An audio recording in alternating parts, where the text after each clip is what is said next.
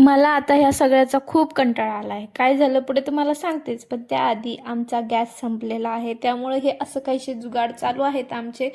आणि हो, 2-3 दिवस झालं आम्ही ह्या अशा कच्च्या चपात्या खातोय. थोड्या कच्च्या, थोड्या भाजलेल्या आणि छोट्याशा नैवेद्य टाईप अशा काहीच्या चपात्या मी बनवते आणि 2-3 दिवस झालं हेच चालू आहे. त्यामुळे मला खरंच खूप कंटाळा आला आहे आज.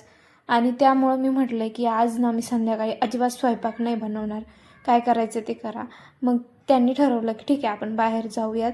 पण आज सकाळचा स्वयंपाक मला करायचाच होता, कारण की मला आज पंधनला डब्बा द्यायचा होता. त्यामुळे मी पटापट उरकायला घेतलं आणि खरंच असं वाटत होतं की मी देवाला नैवेद्यच बनवते. एवढे छोट्या छोट्या चपात्या करूनही त्या पटापट भाजतही नव्हत्या, कारण की जो तवा असतो ना इंडक्शनवरचा तो माझ्याकडे नाही आहे. आणि तो तवा असता तर कदाचित माझ्याकडून छान चपात्या झाल्या असत्या का. आणि ह्या चपात्या बनवायला अर्धा तास लागतोय. 4-5-6 चपात्या बनवायच्या तरी खूप वेळ जातोय आणि माझे पाय गळून येत आहेत एवढ्या वेळात. तर मी त्यामुळं ठरवलं की आज मी स्वयंपाक खरंच नाही बनवणार.